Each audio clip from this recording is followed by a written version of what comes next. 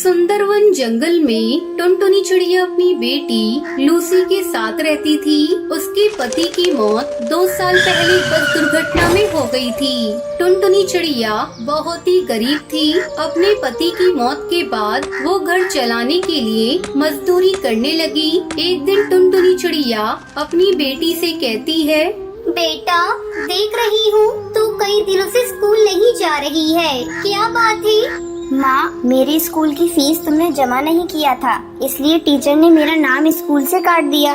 तूने मुझसे कहा क्यों नहीं लूसी? मैं आज ही जाकर सेठ से कुछ रुपए उधार मांग कर लाती हूँ। कल तेरे स्कूल चलकर तेरी सारी फीस जमा कर दूंगी।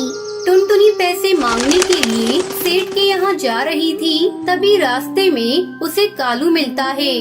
क्यों नहीं टुनटुनी, कहाँ जा रही है? कितनी बार तुझसे कहा है तू मुझसे शादी कर ले, पर तू मानती नहीं। तुझे पता है ना मैं तुझसे कितना प्यार करता हूँ, पर तूने मेरा प्यार ठुकरा कर उस कमबख्त बंटी से शादी कर ली। अब तो वो भी नहीं रहा, अब भी समय, तू मुझसे शादी कर ले। मैं तुझको रानी बना कर रखूंगा। रानी, मेरा इतना बड़ा घर है, बस एक घर वाली की कमी है। ये क्या बदतमीजी है कालू? तू हर बार मेरा रास्ता क्यों रोक लेता है?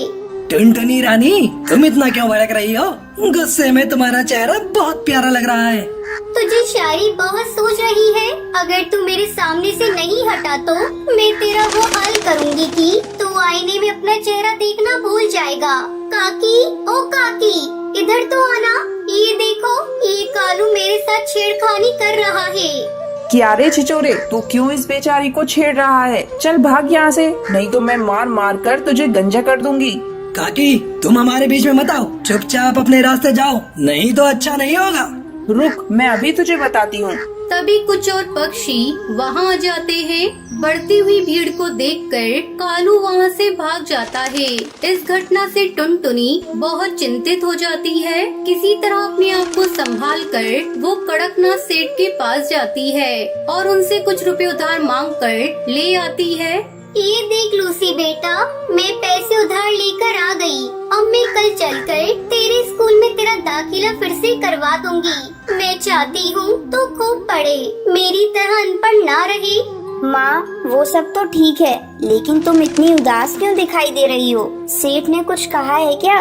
नहीं बेटा, ऐसी कोई बात नहीं, तू ज्यादा मत सोच। अगले दिन टुनटुनी अपनी बेटी लूसी के साथ उसके स्कूल जाती है और उसकी सारी फीस जमा कर देती है। जब वो वापस घर लौट कर आती है तो देखती है उसका घर पूरी तरह से टूट चुका था। ये क्या हो गया? हमारा घर कैसे टूट गया? ना आंधी आई है ना तूफान, फिर ये सब कैसे हो गया?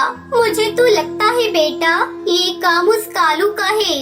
कल जब मैं पैसे लेने सेठ के यहाँ जा रही थी तब उसकी मुझसे लड़ाई हुई थी। अब हम लोग यहाँ नहीं रहेंगे, चल जल्दी यहाँ से कहीं और चलते हैं। लेकिन हम लोग कहाँ जाएंगे माँ? बेटा, हम लोग इतनी दूर जाएंगे जहाँ इस कालू का साया भी नहीं मिलेगा।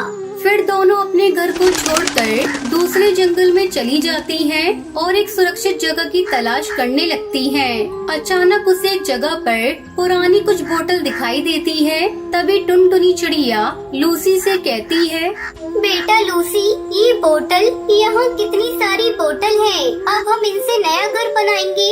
इस तरह दोनों माँ बेटी मिलकर बोतल को इकट्ठा करती हैं और उन्हीं बोतल से सुंदर सा घर बनाती हैं। माँ, ये घर तो हमारे पुराने लकड़ी के घर से भी ज्यादा सुंदर और मजबूत है। बेटा, ये घर हमें तेज बारिश और ठंड से भी बचाएगा। चल बेटा, अब खाने की तलाश में जा रही हूँ। टुनटुनी चिड़िया खाने की तलाश में चली जाती है। तभी तेज बारिश शुरू हो जाती है। टुनटुनी चिड़िया एक पेड़ की डाली पर बैठ जाती है। मेरी बेटी ठीक तो होगी ना? बारिश भी बहुत तेज हो रही है, मुझे जल्दी से अपने घर जाना होगा। वो बहुत डरी हुई होगी। इधर बारिश थमने का नाम नहीं ले रही थी। बारिश बहुत तेज थी। अपनी बेटी की फिक्र में वो उड़ चली। उसके पर भीग चुके थे, उसे उड़ने में भी दिक्कत हो रही थी। अरे वाह, वो देखो, अपना शिकार हमारे पास खुद चल कर आ रहा है। तेज बारिश में इसे खाने में मजा आ जाएगा। टुनटुनी चिड़िया उस शिकार चील के पास आ जाती है। अरे ओ चिड़िया, रुक जा, इतनी तेज बारिश में कहाँ जा रही हो? टुनटुनी चिड़िया एक निडर चिड़िया थी, पर उसे थोड़ा डर भी लग रहा था। जी, मैं घर जा रही थी। अब तुम अपने घर नहीं, सीधे हमारे पेट में जाओगी। उसकी ये बात सुनकर टुनटुनी डर जाती है। उसे कुछ भी समझ नहीं आ रहा था। तभी उसको एक आइडिया आता है। अरे भाई, आप मुझे कैसे खा सकते हो? मुझे खाने के लिए किसी ने पहले से रिजर्वेशन करा कर रखा है। क्या? कौन है वो दुष्ट जो हमारे शिकार का पहले से ही रिजर्वेशन कर रखा है? वो कोई और नहीं, कालू कौवा है। उसकी इतनी हिम्मत जो मुझसे टकराएगा? तो चलो एक बार उससे लड़कर देख लो। अगर तुम जीत गई तो मुझे खा सकते हो। टुनटुनी चिड़िया निकल पड़ी कालू की तलाश में, जिसने उसका घर तोड़ा था। टुनटुनी चिड़िया आगे आगे उड़ रही थी, पीछे पीछे शिकारी चील। तभी उसे एक पेड़ पर वो कालू कौवा दिखाई देता है। देखो, वो रहा कालू कौवा।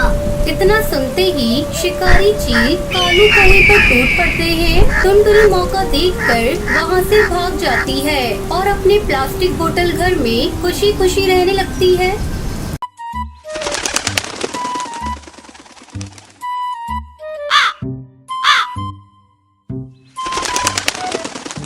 सुंदरवन के जंगल में टूनी चिड़िया अपनी बहू टुनटुनी चिड़िया के साथ रहती थी।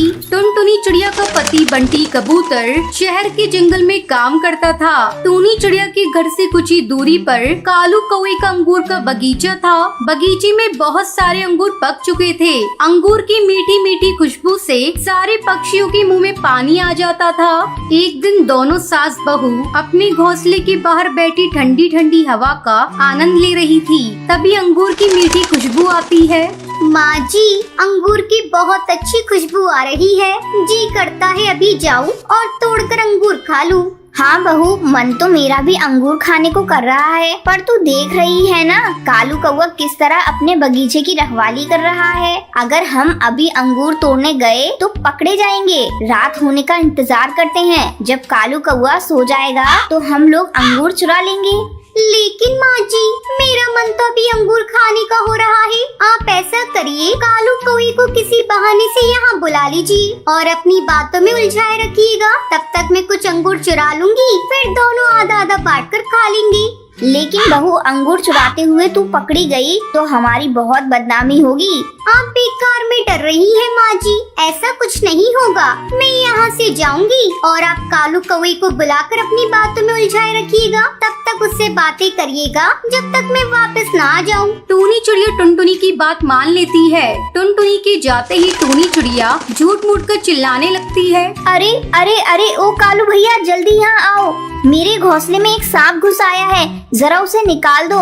टूनी चिड़िया के चिल्लाने की आवाज सुनकर कालू कौवा अपनी बगीचे की रखवाली छोड़कर वहाँ आता है। क्या हुआ टूनी भाभी, कहाँ है सांप? मैं अभी उसे निकालता हूँ। हाँ कालू भाई, जल्दी आइए। ये देखिए, इस पलंग के नीचे सांप घुस आया है। कालू कौवा सांप को इधर उधर ढूंढने लगता है। उधर टुनटुनी चिड़िया आराम से बहुत सारे अंगूर चुरा लेती है। काफी ढूंढने के बाद भी जब सांप नहीं मिलता, तब कालू कौवा वहाँ से जाने लगता है। भाभी, लगता है मेरे आने के डर से सांप भाग गया। अगर फिर से कहीं दिखाई दे तो मुझे बुला लेना। अब मैं अपने बगीचे की रखवाली करने जा रहा हूँ, नहीं तो मेरे अंगूर को जंगल के पक्षी चुरा लेंगे। ऐसा कहकर कालू कौवा वहाँ से चला जाता है। उसके जाने के बाद टुनटुनी चिड़िया पके पके अंगूर को लेकर घर पहुँच जाती है। ये लीजिए माँ जी, पके पके रसीले अंगूर। जी भरकर दोनों सास बहू मिलकर अंगूर खाने लगती है। बहू, आज तो अंगूर खाकर मजा ही आ गया। इस तरह दिन गुजरने लगते हैं। टुनटुनी चिड़िया रोज अंगूर चुरा कर लाती और दोनों सास बहू मिलकर मजे से खाती।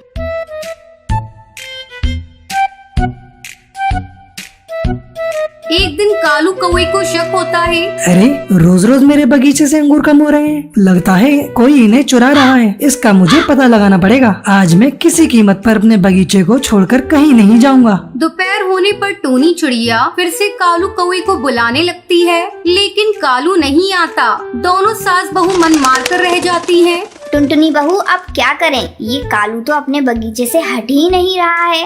कोई बात नहीं माँ जी, दिन में ना सही, हम लोग रात में अंगूर की चोरी करेंगे, क्योंकि उस समय कालू कौवा सो जाएगा। ऐसा सोचकर दोनों रात में चोरी करने का प्लान बनाती हैं। उधर कालू कौवा अपने अंगूर के बगीचे में जाल बिछा देता है।